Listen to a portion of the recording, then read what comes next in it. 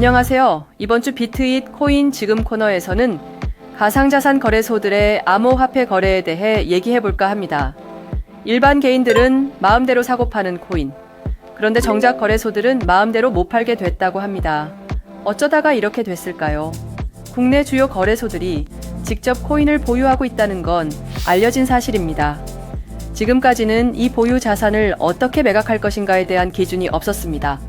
거래소가 그동안 거래는 해왔지만 규정이 없다 보니 이게 합법인지 불법인지 구분할 만한 기준이 없었던 셈입니다. 그러다가 드디어 금융당국이 거래소 보유 자산 매각에 대한 첫 가이드라인을 발표했습니다. 2025년 5월 2일 금융위원회는 가상자산 거래소와 비영리법인이 직접 보유한 코인을 시장에 매각할 수 있도록 허용하는 새로운 가이드라인을 확정했습니다. 겉으로 보면 규제가 완화된 것처럼 보이지만 실제로는 아주 엄격한 조건이 붙었습니다. 거래소가 보유한 코인을 팔기 위해선 다음 4가지 조건을 모두 충족해야 합니다. 첫 번째, 시가총액 20위 이내의 코인일 것. 즉, 규모가 작거나 덜 알려진 코인은 원칙적으로 매각이 금지됩니다.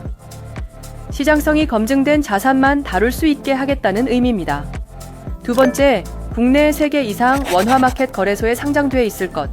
최소한 국내 시장에서도 충분한 거래소 노출과 유동성이 확보돼야 한다는 조건입니다. 사실상 유명하고 널리 거래되는 코인만 가능하다는 뜻이죠. 세 번째, 이사회 결의와 공시 절차를 거칠 것. 이건 내부 통제 강화 취지라고 합니다. 단순 매각이 아니라 회사의 공식 의사결정과 투명한 외부 고지를 동시에 요구하는 구조입니다. 네 번째, 자기 거래소를 통한 매각 금지. 거래소가 자기 플랫폼에서 직접 자산을 처분하면 시장 가격에 영향을 줄 수 있기 때문입니다. 이를 방지하기 위해 제3의 시장을 통한 매각만 허용됩니다.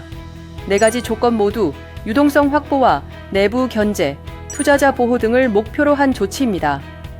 하지만 그만큼 실제로 충족하기는 어렵다는 점이 문제입니다. 그래서 실제로는 팔 수 없는 코인들이 생기는 구조가 만들어진 거죠. 예를 들어 업비트 운영사 두나무는 약 356억 원의 자산 중 17종이 시총 20위 밖으로 분류됩니다. 위믹스, 엑시인피니티, 스택스, 루프링, 아이콘, 지캐시 등이 해당됩니다. 빗썸도 약 180억 원 규모, 코인원은 66억 원 규모의 기타 암호화폐 자산을 보유하고 있는데 이 중 다수는 이번 기준을 충족하지 못할 가능성이 큽니다. 이 기준을 적용해보면 국내 주요 거래소들이 보유한 가상자산 중 절반 가까이가 매각 불가 상태로 추정됩니다. 거래소들은 그동안 합법적인 시장을 만들고자 규제 좀 만들어주세요 라고 요구해왔는데요. 정작 만들어진 제도가 시장 정비 차원이 아닌 거래소의 자산 구조 자체를 흔들어버린 셈이 됐습니다.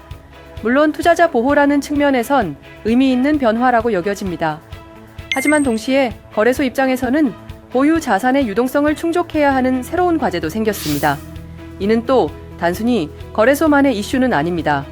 만약 거래소가 팔 수 없는 자산이 생긴다는 건 투자자 입장에서도 묘한 불안감을 줄 수 있습니다.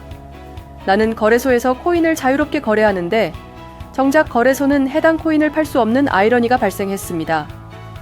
이번 가이드라인이 가상자산의 가격 형성과 유동성 그리고 투자 판단에 어떤 영향을 줄 수 있을지는 조금 더 지켜볼 필요가 있겠습니다.